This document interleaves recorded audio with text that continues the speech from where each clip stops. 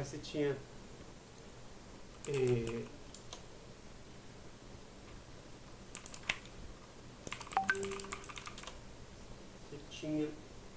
A elevado a azinho, né, que seria o coeficiente aqui. Isso aqui representa uma equação genérica, tá, Laís? Tipo A mais B, tipo, sei lá, prata, AG mais Cl menos. Então, você representa qualquer equação B e, obviamente, Bzinho, né? Aqui, na verdade, a gente está considerando a concentração, né? Mas essa equação de Nernst, esse consciente, ele trabalha com atividade, né? Então, seria como se estivesse falando assim, ó, A de C elevado a C, atividade de D elevado ao coeficiente D, entendeu? Então, a gente estaria fazendo isso assim, ó, D aqui, C aqui, atividade de A elevado a Azinho, atividade de B elevado a Bzinho. Bzinho, em cima. Então, é como se fosse produto sobre reagente. E né, ó, produto sobre reagente. Isso aqui é como se fosse um equilíbrio químico, né? Só que aqui na equação de Nernst a gente chamava de consciente. Isso aqui você deve ter visto lá em Físico-Química 2. Isso é o consciente. Então aqui a gente tem uma relação, se você for notar, de potencial com o consciente, que na verdade é concentrações. Então a gente tem uma relação de potencial com concentração. Antes, lá na espectro, a gente tinha uma relação de absorvância com concentração. Entendeu? Antes era absorvância com concentração, lei de Beer. Agora nós temos potencial com concentração. Por isso que a gente está dentro de uma outra vertente da analítica que se chama de eletroanalítica. E para isso a gente vai só dar uma passada nos equilíbrios de oxo-redução para revisar. Tá?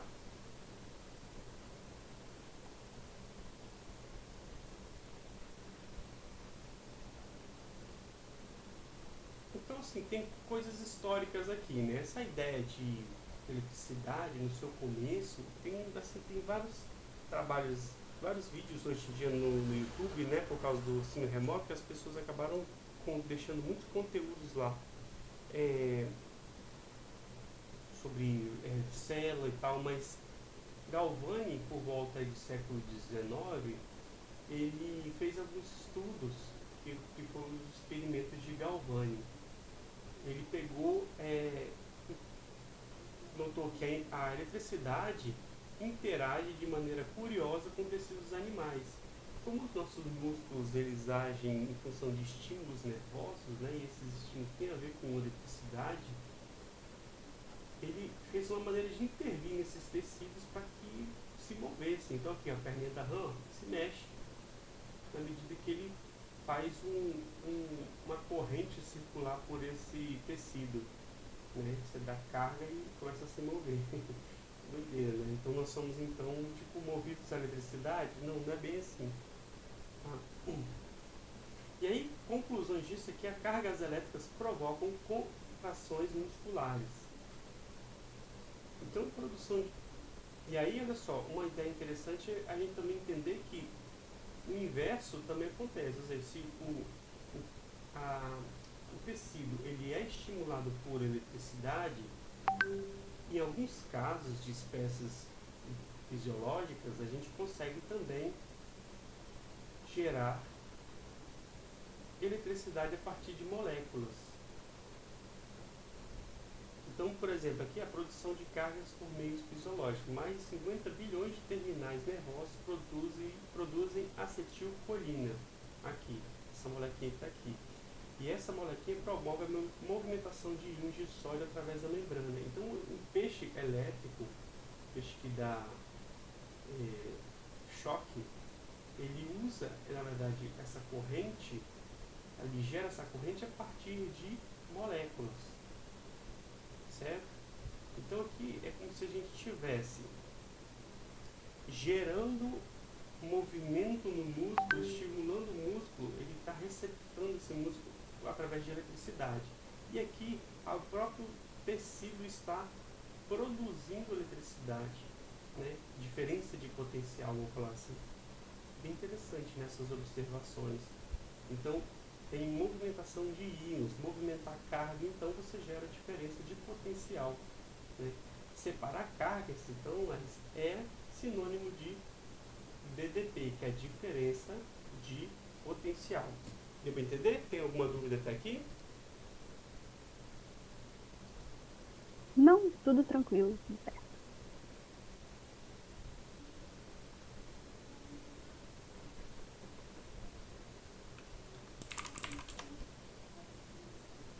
Bom,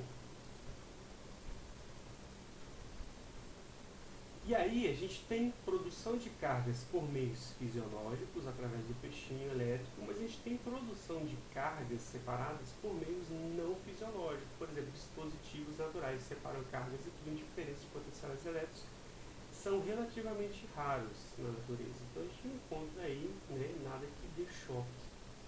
Porque separar carga exige energia, né? Você tem que separar duas coisas que gostaria de estar junto. Por exemplo, você pode pegar carga positiva, carga negativa, elas estão juntas neutras, mas se você separar, isso gasta energia.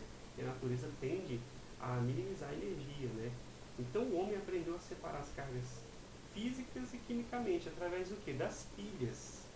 Então o que é uma pilha? A pilha é uma separação das cargas, um meio de separar cargas, porque há uma tendência do elétron ir de um lugar para o outro, a gente vai ver sobre isso, e essa diferença de potencial é algo medido e depende da composição do eletrodo, da concentração da solução. Na verdade, depende lá do que a gente viu aqui atrás, né? O que depende dessas pilhas? Eu apaguei a equação de Nernst, né? Mas todos aqueles parâmetros da equação de Nernst que eu coloquei vai influenciar na pilha. NF log, ou melhor, vamos pegar o logaritmo natural, né, de quociente. Então, por exemplo, temperatura influencia, concentração influencia, aqui é constante dos gases, né? Aqui é constante de Faraday, número de átomos envolvidos também vai influenciar, certo? Então, existem vários meios de separar carga, por exemplo, pilha de Daniel, gerador de Van Graff, bateria de carro de chumbo ácido, né? Célula combustível. Célula combustível tem sido muito estudado, né? Porque ela é uma maneira de oxidação mais eficiente, né? Do que, por exemplo, com o motor do carro, etanol queimando dentro do motor do carro, né? Se perde muita energia, o calor, e pouca energia desse combustível é transformada em movimento. E aí a célula combustível ela tem uma eficiência muito melhor de queima, que na verdade é queima, né? Porque é reagir também com oxigênio, mas sem fogo, sem esbanjar calor para todo quanto é lado, apenas necessário para capturar a energia e aí, no caso, o carro transforma em movimento por algum processo de conversão de energia, né? Da energia gerada termicamente ou energia ou elétrica, né? Com energia do movimento, uma energia cinética. Então, reações de oxirredução, oxirredução envolve transferência de elétrons e a oxidação envolve perda. E aqui tem estou revisando só, tá, Laís? Ó. Oxidação dá, perde, né? Então, quem dá elétron, perde elétron. Então, envolve o aumento do NOx. Porque se o elétron está indo embora, ele está ficando positivo, né? Porque a gente depende de carga positiva e negativa para ficar zero. Se o elétron está indo embora, sobra quem? Positivo. Então, ocorre um aumento do número de NOx, do número do NOx. Zinco mais cobre é um caso clássico da pilha de Daniel que é muito usado para esse estudo inicial de oxidação. O zinco metálico, ele perde elétrons para o cobre. Então, sai elétrons do zinco e vai para o cobre. Então, nesse caso, o zinco dá elétron, ele oxida. E o cobre recebe, reduz. Então, oxidação aqui para o zinco e redução para o cobre. Alguma dúvida até aqui? Como o zinco oxida, ele dá elétron, então o seu NOx aumenta. Então fica coerente, né? Oxida, dá elétron, ele vai perder elétron e vai ter um aumento do número de NOx. Por outro lado, a redução é o ganho, recebe, então ele reduz. Então só, o NOx diminui, ele estava em 2 antes, né? Que é o próprio NOx da molécula, ele vai para zero. Em qualquer reação de oxidação, o número de elétrons perdidos à espécie de sofre oxidação deve ser sempre igual ao número de elétrons ganhos. Então, isso é um princípio da neutralidade. Ninguém doa elétron para o nada. Sempre algo está recebendo. E isso é um par. Isso é um par de reação. Alguém doa elétrons, isso é uma semi-reação. Quando se junta duas semi-reações, você tem a reação global dessa pilha. Está rápido demais? Só estou pincelando. E aí, esse princípio da neutralidade, deixa eu ver aqui se está tudo certo com o chat aqui. O princípio da neutralidade, na verdade, ele envolve, então, que o número de elétrons da oxidação doados é igual ao número de elétrons da redução recebido. Né? Isso tem que ser igual. E aí a gente tem balanços da equação para que isso se iguale, né? A gente é acostumado, por exemplo, a fazer uma reação assim, ó, Na mais Cl- vai formar cloreto de sódio. Ou vou pegar aqui qualquer outro exemplo. Aí você pensa, vamos balancear a equação química. Aí você vem aqui e ponto sódio, um sódio. Um cloreto. Beleza, então está balanceado. Beleza, mas aqui a gente tem que conferir também se, por um acaso, o número de cargas somadas aqui, elas estão balanceadas. E nesse caso está, porque é positivo mais negativo dá zero. E aqui é uma molécula zero. Entendeu? Diferente dessa reação aqui, ó. Vamos pegar essa reação aqui.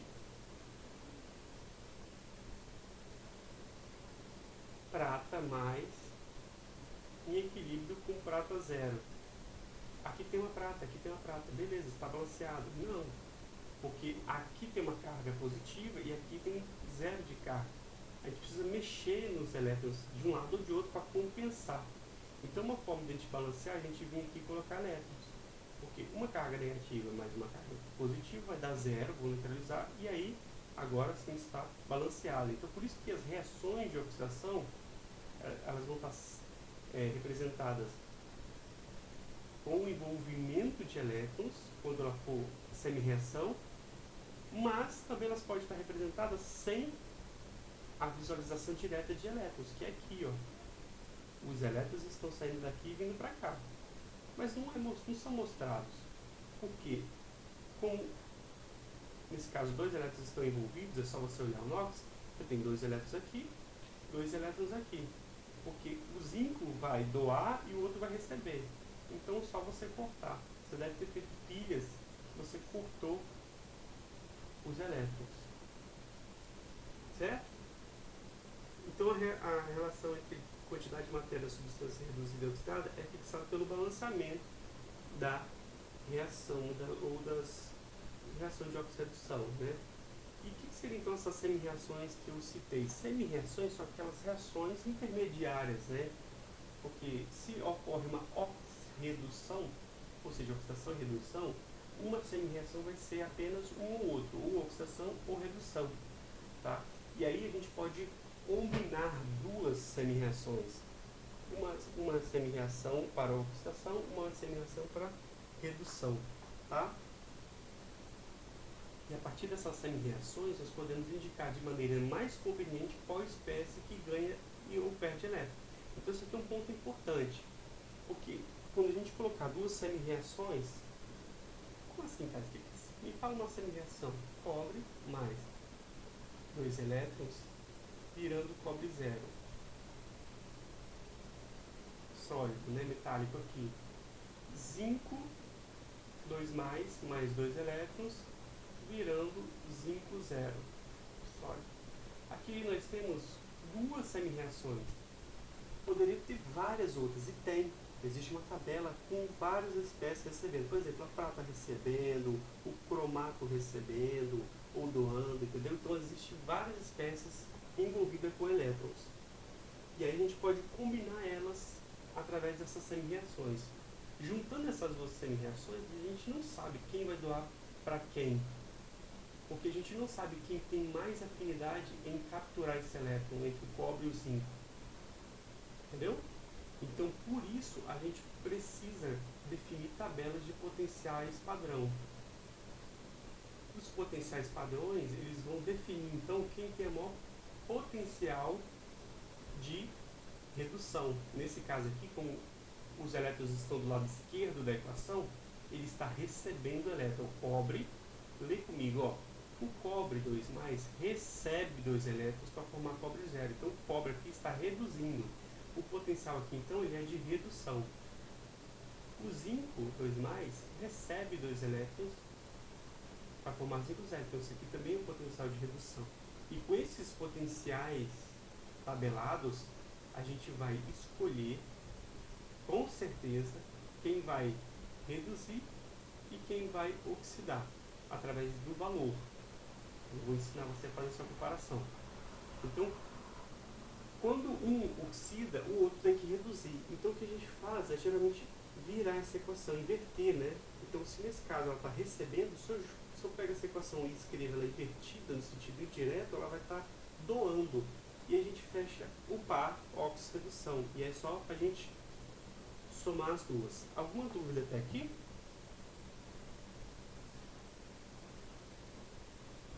Não, até aí tudo tranquilo. Mais revisão mesmo. Isso. Que bom, que bom.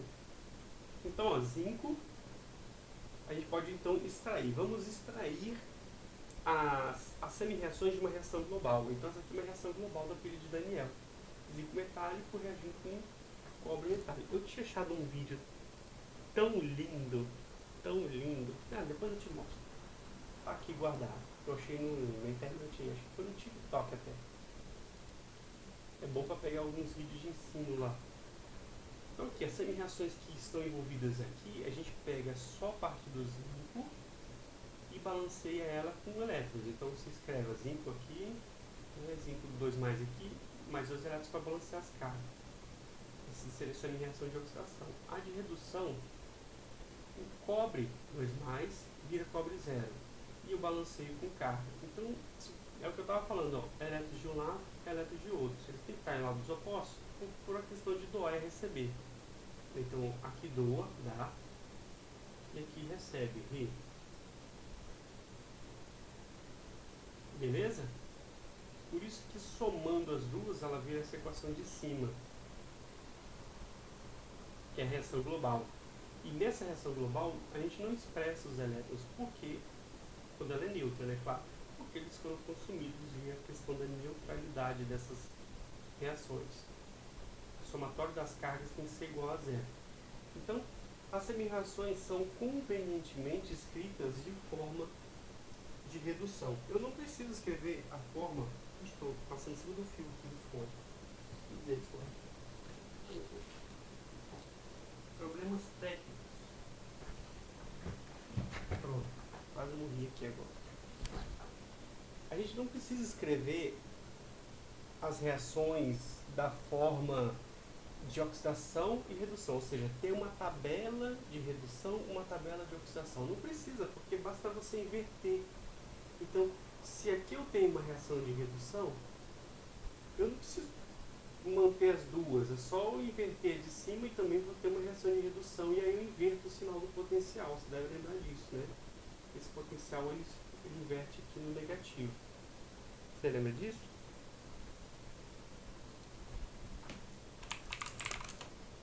Sim.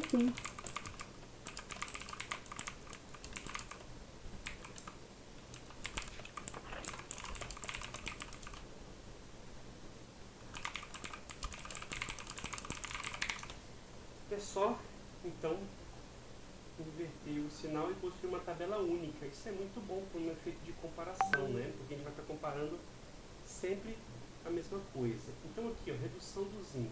Embora ele esteja sim oxidando lá na pilha de Daniel que eu acabei de mostrar, aqui a gente está apenas representando ele na forma reduzida.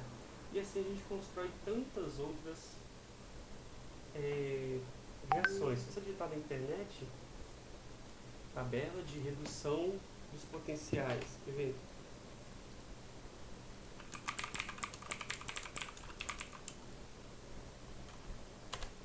tabela de redução, aí, ó. Você vai encontrar um monte, tudo do mesmo jeito, o elétron sempre do lado esquerdo, recebendo, tá? E aí, ó, o que vão ser dados são valores. Vamos pegar esses exemplos aí que a gente viu, alguma tabela que tem, eu vou pegar essa aqui, ó. Aqui uma tabela que me parece estar mais completa, nós temos o cobre, 2 mais virando cobre 0, o potencial de redução é 0,34 volts. Nós temos também o zinco. Temos o zinco. O potencial dele é menos 0,76. Então, o cobre em redução tem potencial positivo. Já o zinco tem potencial de redução negativo. Significa que a tendência do zinco a potencial inversa é melhor, porque ela está invertida. Então, quem tem maior potencial, olha essa frase, hein? Quem tem maior potencial de redução vai reduzir. Quem tem maior potencial de redução aqui é o cobre. Então ele vai ficar do jeito que está e o zinco que vai ser obrigado a inverter para poder fazer o par redox. Então assim que a gente faz, né? Em cima dessa ideia de doar e receber elétrons, que vem os termos agente oxidante e agente redutor. É um termo muito para confundir também. Porque o agente oxidante vai ser aquela substância que reduz, você lembra disso? Então aqui no zinco, quem é o agente oxidante? Você lembra? Calma, eu fazia confusão. O agente oxidante é o que reduz o outro. É isso, né? Isso. Não, peraí. O agente oxidante é aquele agente que vai causar a oxidação.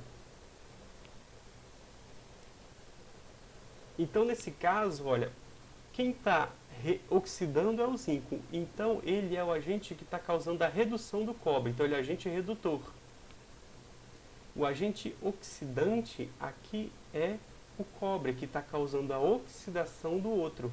Entendeu? Então, esse termo de agente é o que causa. Então, agentes oxidantes, eles vão ter afinidade de receber elétrons. Então, eles querem elétrons. Então, ele vai puxar o elétron do outro. Ao puxar o elétron do outro, vai fazer com que o outro sofra oxidação. Entendeu? Então, é muito sacana essas definições, né? Essa aqui é a pior de todas, né? Agente oxidante, você vai pensar, poxa, agente oxidante é aquele que está oxidando. Não, é ao contrário. Agente oxidante é aquele que está reduzindo. Porque ele é um agente que vai causar a oxidação do outro. Entendeu? Por exemplo, vou falar que o peróxido de hidrogênio é um agente oxidante, não significa que ele vai oxidar, significa que ele vai causar redução.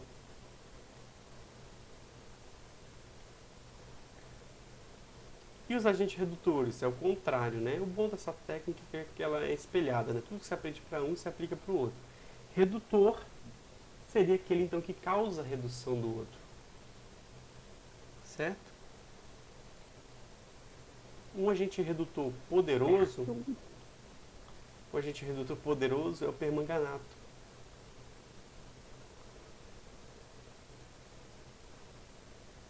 Deixa eu colocar aqui de novo. Permanganato, desculpa, eu falei redutor não, fui lendo ali. O permanganato é um agente oxidante muito usado, né? Então ele causa oxidação do outro elemento, nesse caso aqui ferro. Inclusive, essa reação aqui é usada muito na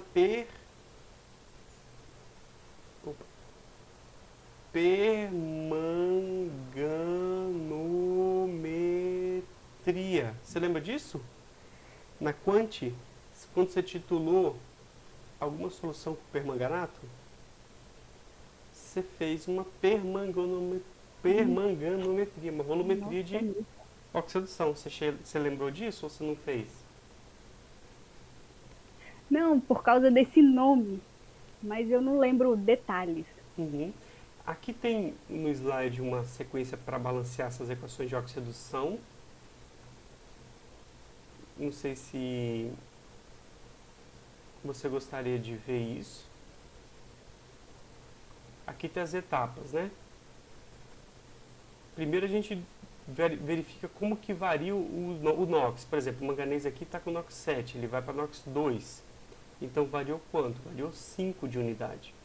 Ferro sai de 2 e vai para 3, então varia 1 unidade. E aí a gente troca os elétrons. Já que aqui varia 5, você multiplica ele por 5.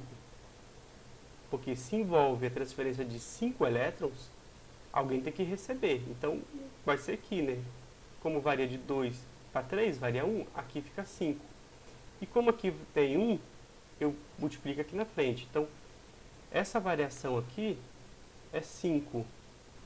Está aqui. Multiplico o outro. Então, se aqui varia, ele vai forçar o outro a receber esses elétrons. Agora, ou puxar os elétrons, né? Agora, essa variação aqui, que é de 1, vai vir para cá. Então, assim que você começa a balanceamento de equações que envolvem transferências de elétrons. E depois? Depois é só você contar os oxigênios. Quantos oxigênios tem aqui? 4. Então você vem aqui e coloca 4 águas. 4 águas te obrigou a ter 8 hidrogênios. Aí você vem aqui e coloca os 8 hidrogênios. Então, primeira etapa. Primeira etapa é calcular os NOx. Calcular a diferença dos NOx. Trocar os elétrons que variaram. A variação de um multiplica o outro. Vê quantos oxigênios tem e completa com água. Depois completa os hidrogênios, porque toda reação de oxidação ela acontece ou meio ácido ou básico. Entendeu? Dúvidas?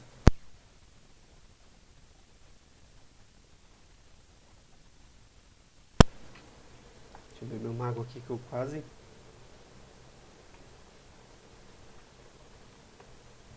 Tranquilo? Bom, é só uma... Não quer dizer que, olha só, a revisão ela costuma ser intimidadora, do tipo assim, ai meu Deus, eu deveria saber isso. Calma, a gente só está tendo contato com o conteúdo, entendeu? A gente está em contato agora com as equações, como que acontece. A gente nem vai usar tudo que está aqui, a gente está tendo contato com a parte introdutória da potenciometria. Tem uma equação aqui que eu te convido a tentar fazer. Está no slide 11. Vê se você consegue balancear ela. Se você tiver dúvidas, tem as formas de resolver aqui, ó, depois, tá? Mas não olha não, tenta fazer depois. Aqui eu explico o que eu falei, né, da variação do NOx, ó. Só para relembrar como que balanceia. Né? Só para relembrar. Aqui, ó, mostra como é que faz o primeiro, o segundo. Aqui tem as etapas, é bom. E aí, olha só. Célula eletroquímica é como as chamadas pilhas, tá? Célula galvânica é como chamado aquelas cubas eletrolíticas, aqueles recipientes que fazem eletrólise. Lembra que é o contrário? Pilha, processo espontâneo. Eletrólise, processo não espontâneo, exige energia. Pilha gera energia química, né, a partir de reação química. Eletrólise consome energia elétrica para transformar em energia química, né, em moléculas. Sabendo desses dois termos, a gente vai entender primeiro sobre aquele fenômeno espontâneo, que são as células eletroquímicas. Tudo bem?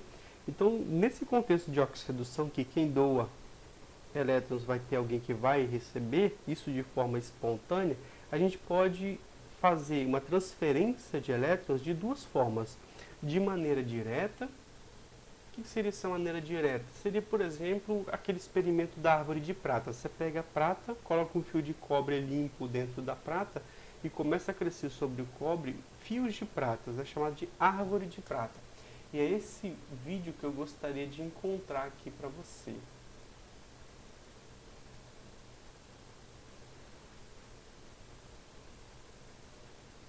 Acho que eu devo ter salvo dentro da Quali.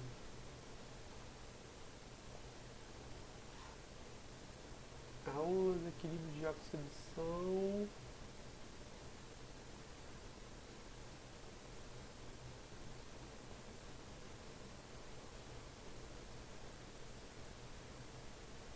achei vídeos. Ah, não acredito que não tem.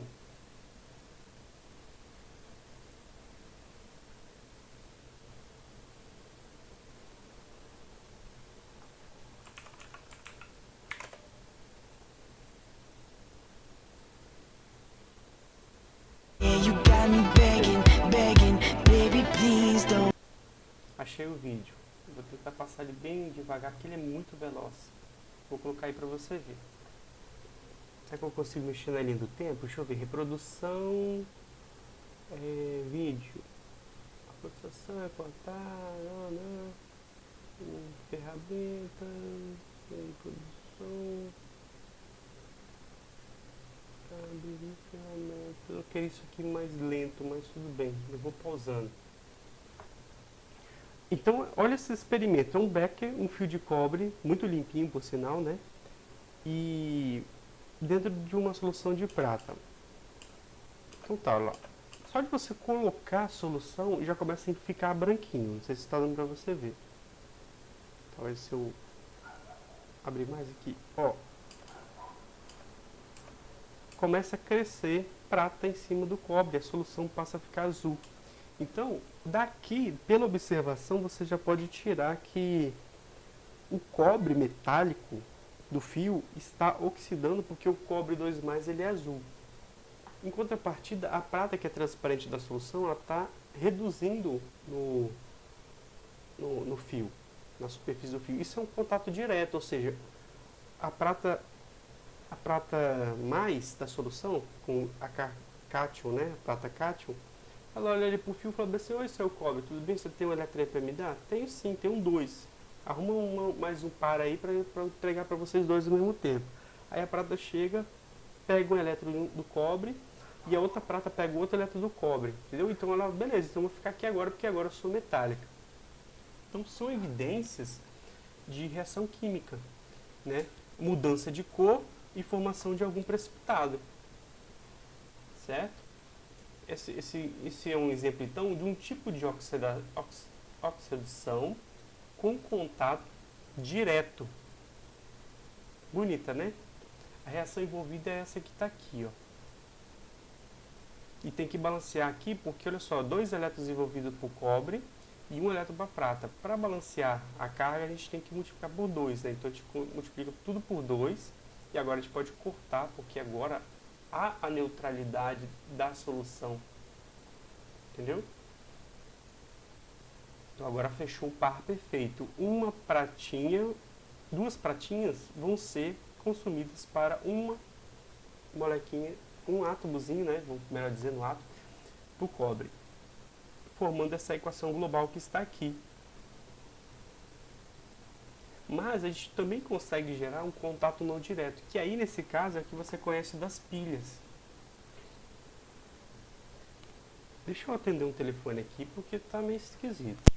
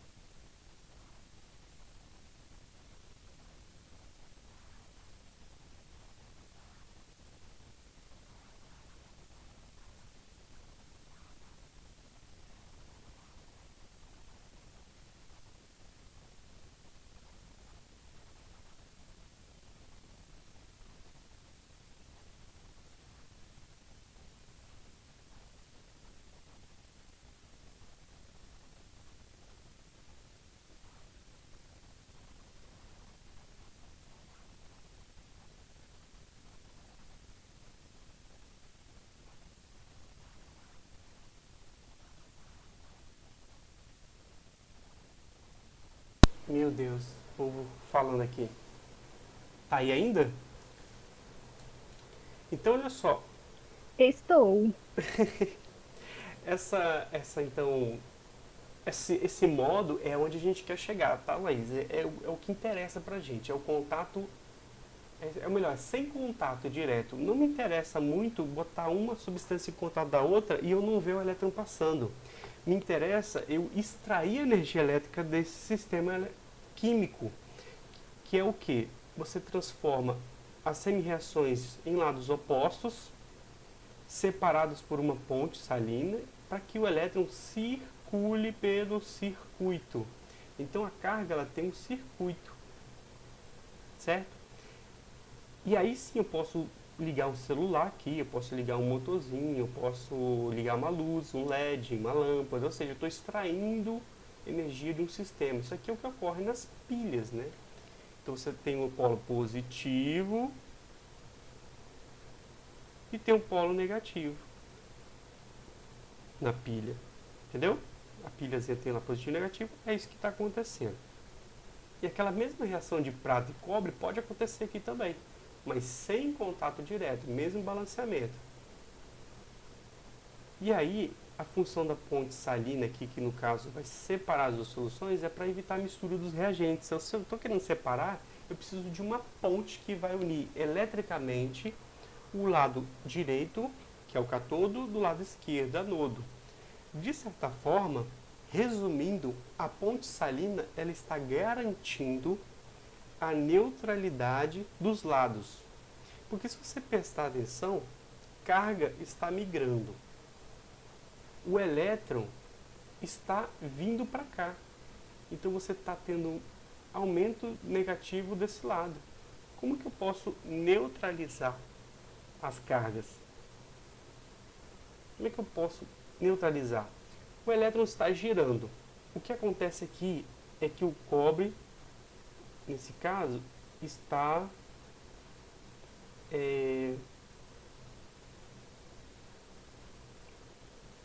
vou pegar aqui, ó, o cobre. O cobre ele está oxidando. Melhor, deixa eu pegar aqui direitinho. Se o elétron está indo no sentido horário aqui, o elétron está indo embora, o cobre que está aqui, ele está, cobre zero, né? Ele está perdendo 2 elétrons, então ele está vindo para a solução. Então esse é o sentido do cobre, o cobre está vindo para a solução. Na prática, então, por isso que essa solução aqui fica azul, né? O cobre tem a tendência de oxidar. Bom, até aí está tudo bem. Agora, o que ocorre aqui na prata é o contrário. A prata vai receber, então a prata que está na solução vai receber para formar a prata zero. Contrário, né?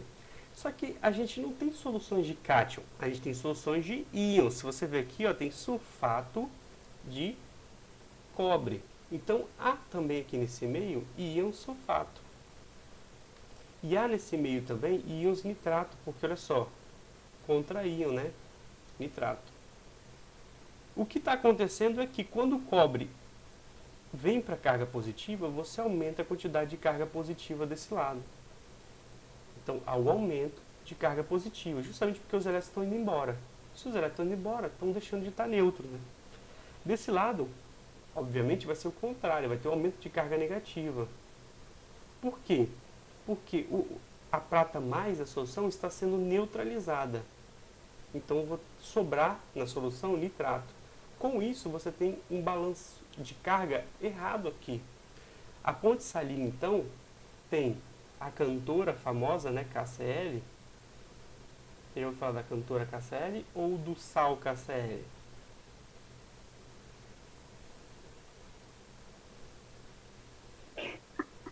Ai, todo mundo que explica essa matéria fala isso. Por quê? Por que será que é cantora?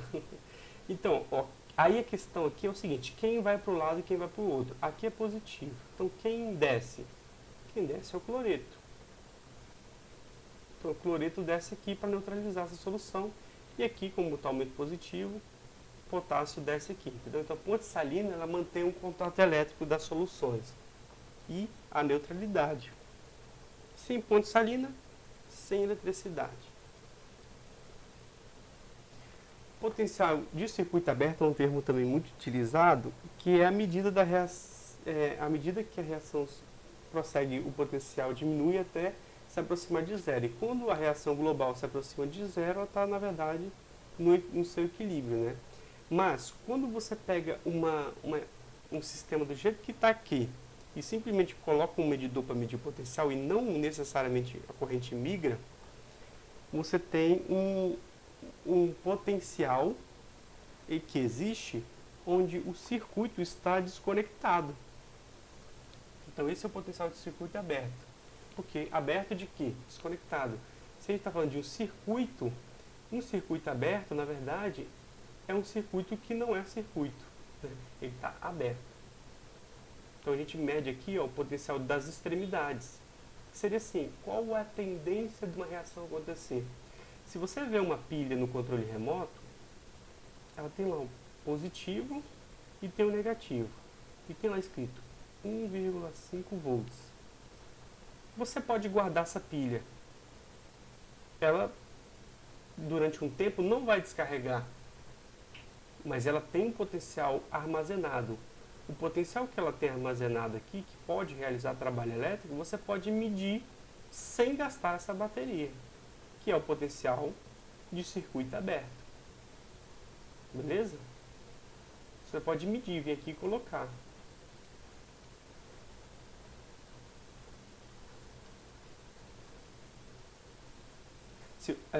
Se você considerar a equação aqui do global e fizer o equilíbrio químico, isso não vai entrar por ser sólido, atividade igual a 1, né? Então você vai ter produto... Cadê? Nossa, tá tudo errado aqui, né? Deixa eu corrigir isso. Isso aqui não é sólido, não. Deixa eu corrigir agora.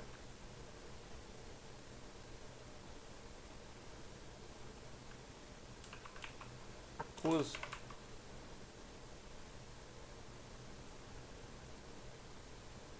Jurava que eu já tinha corrigido isso. Agora sim. Será que eu errei antes também? Ó, tinha errado antes também. Aquoso. Você não me falou nada, né? Brincadeira, Laís. Eu não prestei atenção nos detalhes. Prestei atenção só no nó. Então, aqui agora tá certo, né? Porque é aquoso. Então, no equilíbrio químico, você coloca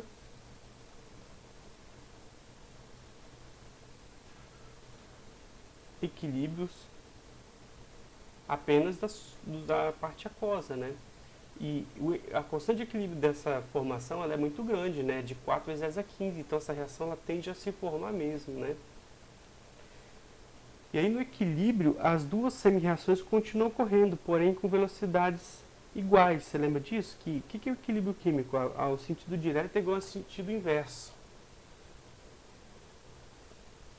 Nas células eletroquímicas, elas podem ser galvânicas ou eletrolíticas, como eu estava te falando, né? E a gente pode entender uma pilha como reversível ou irreversível. Você deve lembrar que tem pilha que você carrega e tem pilha que você não recarrega, não é isso? Por exemplo, a bateria do celular, recarregável.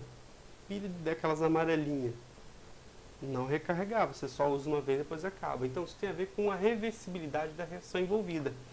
Será que a reação pode voltar? Será que ela pode ir e voltar quantas vezes? Será que eu consigo recarregar e voltar quantas vezes? Então isso tem a ver com a reversibilidade da reação de uma pilha. E aí, ó, nessas pilhas, pode observar como pilha, tá? Nessas pilhas, as reações que ocorrem nos eletrodos tendem a seguir espontaneamente produzir um fluxo de elétron do cátodo para o anodo por meio de um condutor externo, que as pilhazinhas, né, algumas recarregáveis, outras não, e tem a ver com a reversibilidade. Essas células eletrolíticas requerem uma fonte externa de energia para sua construção. Então existem duas coisas: célula galvânica ou eletrolítica e células que são, resumindo, espontâneo e não espontâneo, tá? Para não confundir aqui os termos. Então você tem as pilhas e as cubas eletrolíticas, ou células galvânicas.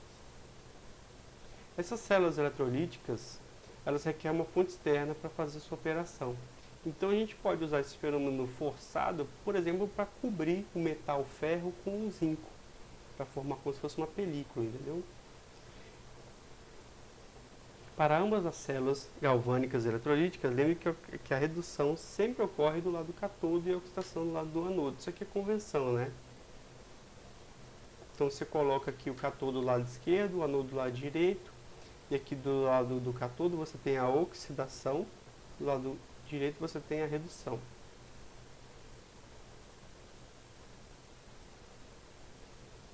Desculpa, eu acabei confundindo aqui. Quando é o processo, o que eu falei é para o processo espontâneo, tá? No não espontâneo é o contrário, a redução ocorre do lado do cátodo. Para você lembrar, é só você pensar primeiro na pilha. Como que é a pilha? A pilha é a dona porca. Já ouviu falar da dona porca? Como é que é o porquinho? Ai, eu já ouvi, mas eu não lembro a ordem certinha aí, não. Então, a dona porca é o seguinte: diminui, oxida, negativo, anodo. Então, isso é pilha, de um lado. Do outro lado, positivo,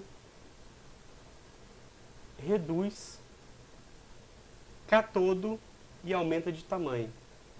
Então, definindo a pilha, o processo não espontâneo, que é as células eletroquímicas, aí a gente consegue fazer o contrário. Por isso que eu parei para te explicar isso.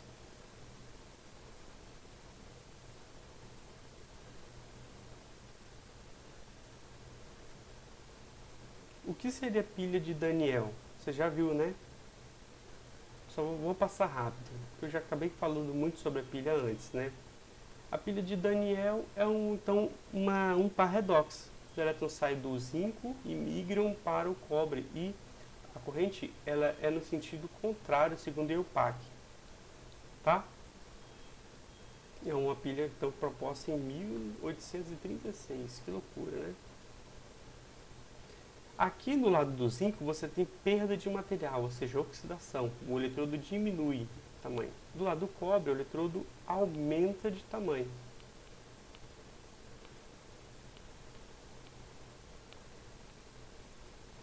A gente consegue então medir a diferença de potencial. Se não tiver nada aqui, circuito aberto. Se tiver uma carga aqui, uma lâmpada, no caso, então você tem a medida de potencial. Nessa pilha, Laís, aqui mostra 1,10. Desculpa, 10.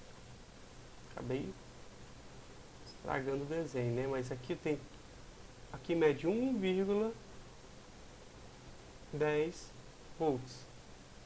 1,1 volt. A diferença de potencial nessa pilha, se você fizer teoricamente, já vai dar mais ou menos esse valor aqui. Claro, né, nas condições de concentração e pressão.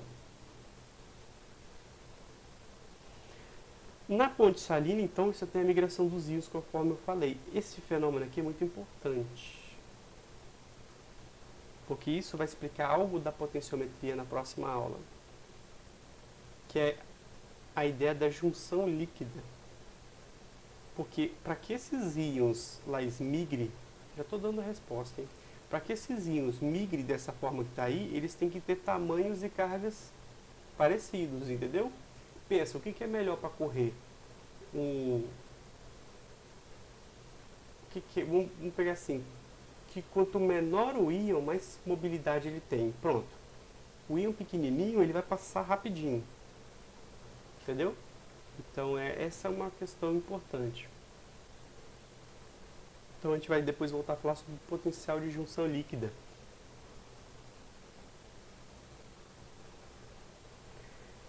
Que, na verdade, é um potencial que surge nas interfaces. Então, aqui nós temos duas interfaces e, por isso, a gente tem um potencial envolvido, né? A gente pode representar esquematicamente uma célula dessa forma, né? redução e oxidação. No caso aqui, na verdade, por ser prata, já não é mais a pedido de Daniel, seria oxidação e redução. É da forma que a gente fala, entendeu? O que é isso? Uma reação de oxidação. Então é a semi-reação que está oxidando é a reação, a ponte salina e a redução. E às vezes o pessoal coloca também a platina ou os eletrodos aqui na ponta, né? Mas nesse caso, aqui já é o próprio eletrodo, né? O cobre metálico já é o próprio eletrodo. Então costuma seguir aqui o procedimento. Na verdade, o que você está fazendo é o circuito do elétron, ou seja, esse cobre está em contato lá fora e está voltando para cá. É a mesma coisa desse sistema aqui. Então nós sempre devemos ser capazes de transformar uma linha dessa num desenho desse. Porque aqui está falando da mesma coisa. Esse primeiro risco entre o cobre e o cobre 2+, é o limite entre as fases ou interface do potencial que se desenvolve. Ou seja, cobre, no caso, oxida. Então a gente tem essa barreira aí. E aí você põe cobre em equilíbrio com cobre 2+, mais 2 elétrons. Aqui, então, você tem a representação da ponte salina. Então está aqui, ó. Esse primeiro risco está aqui, na relação do eletrodo.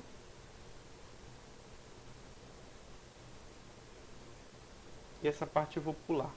Sobre o fluxo de elétrons e tal, acho que não quero abordar isso em revisão, não. Bom, o potencial de junção líquida já apareceu 2 vezes aqui. Ele é importante, né? O potencial de junção resulta da diferença de velocidade dos íons. Eu vou explicar tudo que está aqui nesse desenho aqui, ó, que está aqui embaixo. Se você pegar um sal, ele vai ter a parte positiva e negativa. No KCl, por exemplo, ele tem potássio e cloreto. Se você pegar uma régua e medir, eles vão ter que ter eles têm raios parecidos. Então, o raio do potássio, do íon potássio, é aproximadamente igual ao raio do cloreto. Então, em tamanho, eles são parecidos. E em carga também, só que inversamente direções opostas, né? Positivo e negativo. Não direção, mas em cargas opostas. Então, nesse caso, é um tipo de eletrólito, Laís, ideal. É ideal o potássio, por isso que é muito usado em potenciometria. Porque ele tem positivos e tem negativos. Cargas positiva e negativa igual em quantidade, ou seja, potássio não é 2+, potássio é exatamente igual ao do cloreto e tem tamanho parecido. São os 2 pontos mais importantes que atrapalham a mobilidade. Esse potencial de junção, então, ele acontece porque, num certo momento, um íon desce para a célula, através da ponte salina, mais rápido do que o outro. Vamos pegar esse exemplo aqui, ó. Se a gente está falando de velocidade de migração, se, por exemplo, a gente tivesse, ao invés de KCl, a gente usasse HCl, o H+ é um pequenininho. Então, só para desenhar aqui, ó, H+ é um próton.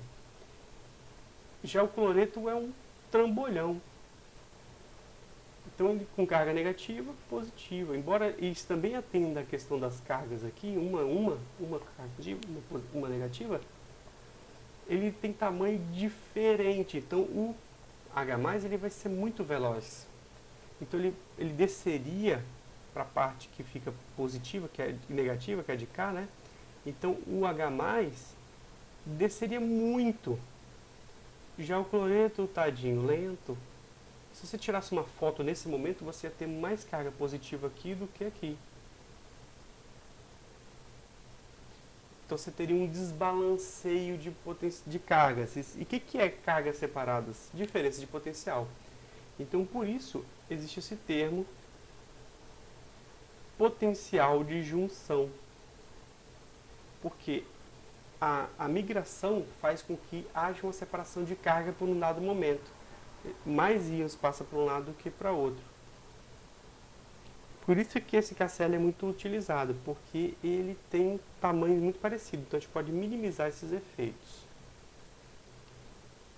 Já ouviu falar de potencial de eletrodo? Claro que sim. São aqueles potenciais da célula que está relacionado com a energia livre de Gibbs. Você deve ter dados físico-química, talvez.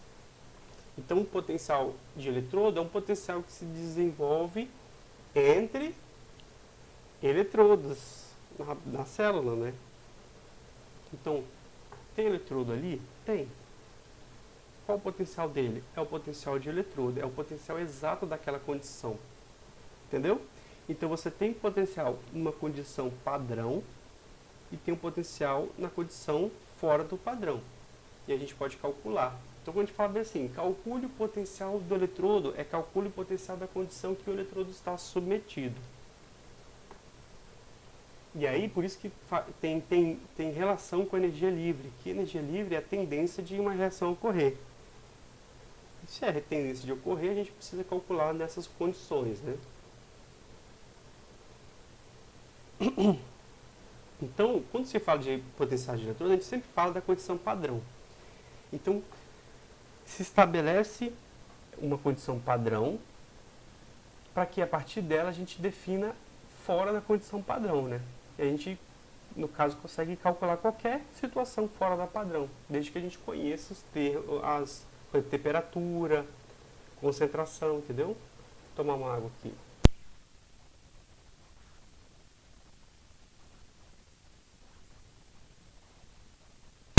Menino, hoje eu tô falante, né?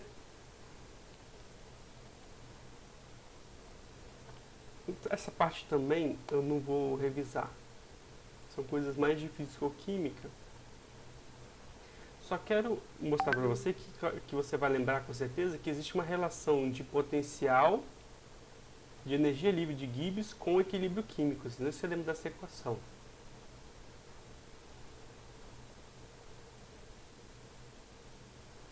E aí desse lugar aqui, isso aqui a gente já viu, né, que é como é que calcula o potencial de uma célula, é só a gente inverter uma e somar. Aqui seria uma equação direta, acho que não precisa de revisar. E aqui, Laís, é onde começa a potenciometria de fato. Aqui é onde começa. Por que nós não podemos medir potenciais absolutos de eletrodo? Ou seja, por que eu não consigo ter um valor absoluto? Eu tenho que ter algo relativo para potencial. Se você olhar as tabelas aqui, do nada tem um camarada aqui, ó, bem negrito no meio e com valor de 0. Todas as tabelas, ó. Se você olhar aqui, ó, 0. Tem um zerozinho aqui no meio. Você não está vendo, mas você vai ter que acreditar em mim. Vamos pegar essa aqui. 0. Ou seja,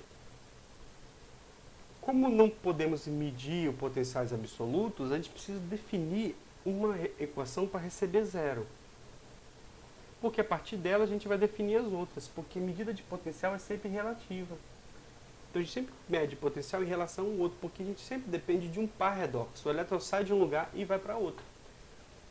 Entendeu?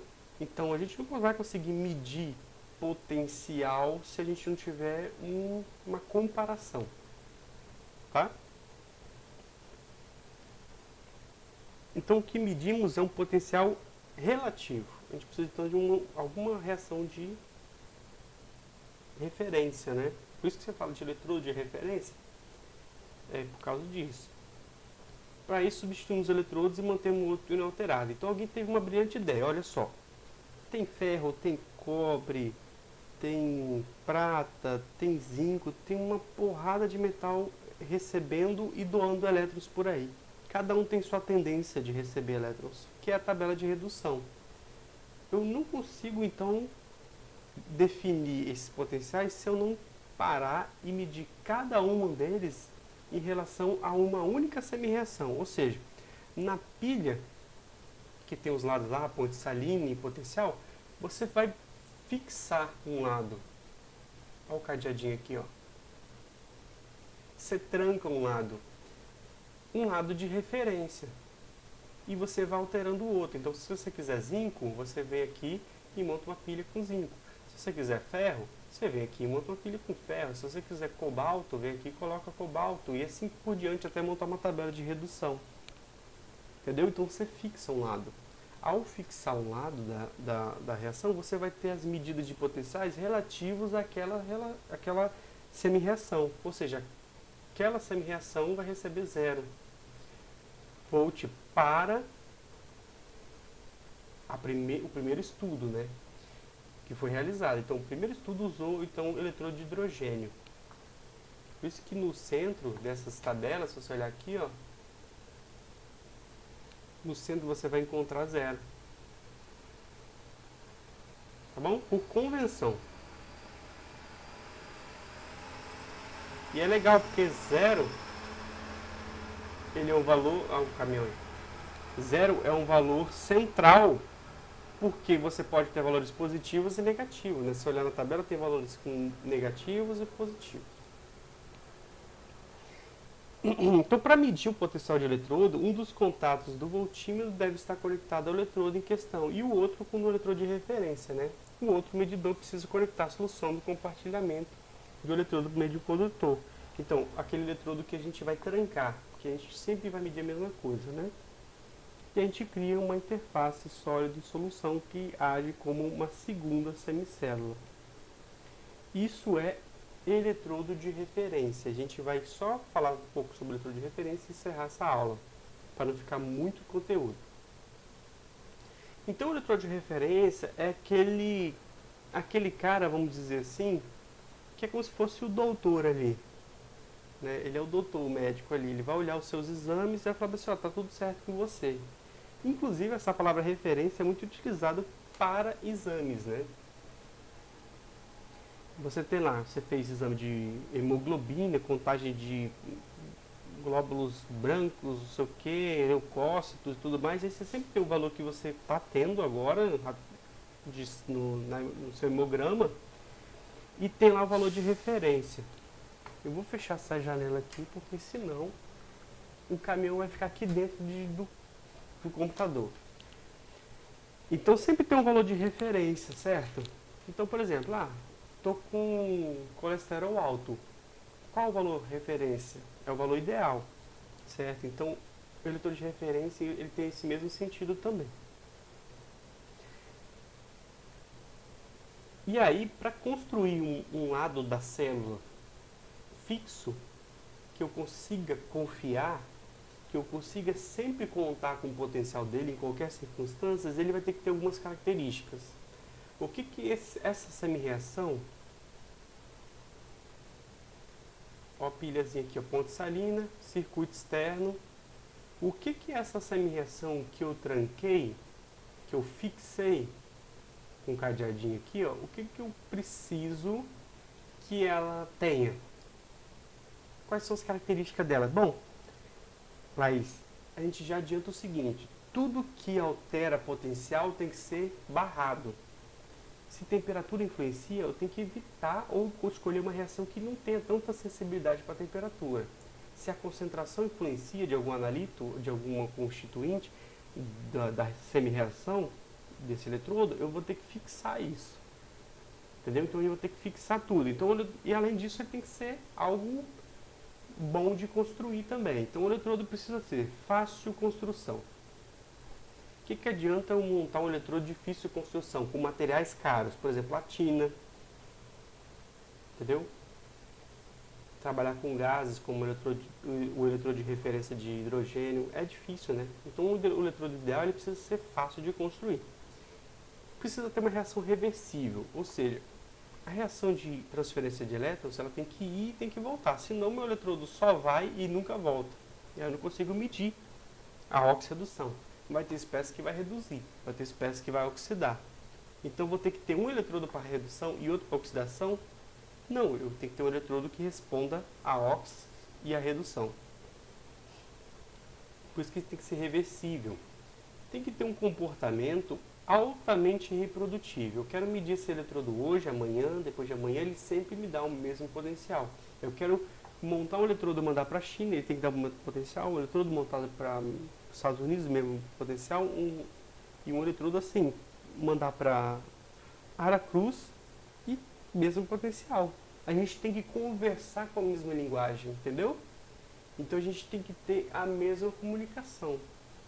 Se nós somos todos seres humanos no mundo inteiro, se todos os seres humanos do mundo inteiro têm, por exemplo, glicemia alta, a gente tem que entender que existe um ideal para o ser humano, e não assim para o chinês, para o brasileiro, para o venezuelano, para o chileno. A gente tem que ter um padrão geral. E esse padrão geral, ele é um valor de referência. E aí a gente depende muito que esse valor não fique mudando. O que adianta eu vir fazer um exame de glicose e ele der, por exemplo, 80? Depois ele der 120, ou melhor, 110. Depois ele dá 150. Depois ele dá 80 de novo. Ele não está reproduzindo. Eu tenho que... E assim, quando não alterou, entendeu? Eu estou com a glicose em 80, por exemplo. Ele até deu 80 na primeira, na segunda, mas ele variou. Então eu preciso de algo que realmente reproduza o resultado. E aí, o primeiro eletrodo, que até que dá o nome, que dá o valor zero para essas tabelas, é o eletrodo padrão de hidrogênio ou o eletrodo normal de hidrogênio, mesma coisa. Esse eletrodo, ele foi usado por anos. É uma dependência do pH, né? Você tem OH+, recebendo elétrons, gerando um hidrogênio um hidrogênio gasoso, só que solubilizado. E esse hidrogênio solubilizado, ele fica em equilíbrio com o gás. Então você tem uma equação aqui de solubilidade, certo? E aí esse eletrodo é de difícil construção. Se você observar, olha, ele trabalha com hidrogênio, que não deve ser nada legal ter um cilindro de hidrogênio dentro do laboratório, é super seguro. Numa pressão fixa, então você precisa ter um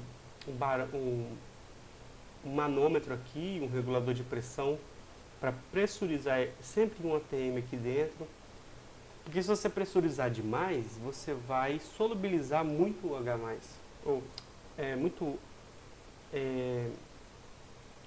gás de hidrogênio na solução. Então esse é o eletrodo. Ele tem platina também, e olha que legal, construir um eletrodo de platina, super tranquilo, né? Platina é bem mais cara do que o ouro, né? Então não é legal ficar usando nada de platina. Mas é um eletrodo muito importante, porque ele deu o zero. Então aqui, ó, na reação global, a gente tem 2H+, no meio aquoso, indo direto para gasoso. Então passando aqui, a gente usa na verdade duas reações aqui para transformar direto do H+ para o gasoso. Então, a um ATM e tantos mols de H+, a gente vai ter um potencial. Tá vendo aqui que eu botei a ponte salina e não continuei? Porque aqui vai vir todas as outras reações. Fixa o lado e muda o outro. Então, ó, tá faltando um pedaço aqui, né? É só você montar aqui do outro lado uma reação qualquer e aí você vai ter as medidas em relação ao eletrodo normal de hidrogênio. E o que depende desse eletrodo normal de hidrogênio? Depende da temperatura e das atividades do íon H+, e do hidrogênio molecular. A atividade ou concentração aproximadamente do H2 é proporcional à pressão do gás. Então, quanto mais gás, mais solubilidade você coloca e você altera o equilíbrio químico, né? Então, por isso você fixa para o eletrodo padrão de hidrogênio que a concentração de H+ vai ser igual a 1, que é praticamente igual à sua atividade, né? E a pressão parcial do hidrogênio vai ser igual a 1. No caso, como é só o gás hidrogênio que está ali dentro, é pressão total mesmo. E esse eletrodo é definido como valor de zero para todas as temperaturas. Isso que é importante. O eletrodo de hidrogênio, ele é um eletrodo que independe da temperatura. Então, se você observar que na equação de Nernst tinha mais RT sobre NF, Ln do consciente, essa equação de Nernst. Se você olhar aqui, quem está aqui em cima? O pilantra da temperatura. mudando o potencial padrão. Então esse aqui é o potencial do eletrodo, esse é o potencial padrão. Então a gente consegue calcular o potencial do eletrodo fora da condição padrão. Basta a gente substituir os valores da equação aqui, que fazem com que o sistema esteja fora da condição padrão. Qual é a condição padrão? 1 atm e 1 mol por litro, aproximadamente, né, a atividade. Mas a temperatura também é uma condição padrão. Tanto é que essas tabelas, não sei se todas elas, se você quer ver se uma tabela de potencial é decente, ela vai ter no seu cabeçalho escrito a temperatura. Ou pelo menos no livro e tal, tem que ter. Estou achando outras coisas aqui. Se você pegar nos livros, vai ter lá potencial a 25 graus Celsius. Então a gente depende da temperatura, então ela também é fixada. Então o hidrogênio ele tem essa vantagem de ter sido definido zero para todas as temperaturas. Então você vai fazer uma tabela para a temperatura de 30, beleza. O eletrodo de hidrogênio é zero nessa temperatura. Eu vou parar aqui no potencial padrão, porque aí vai começar o cálculo. E acho que eu já cansei. E você, Laís? Vou parar no slide 36. É muita informação, mesmo que é de revisão. Isso, é revisão, mas é uma revisão que não é tão assim, que não foi tão explorada, né? Geralmente ela não é tão explorada no ensino, né? Então eu vou parar por aqui.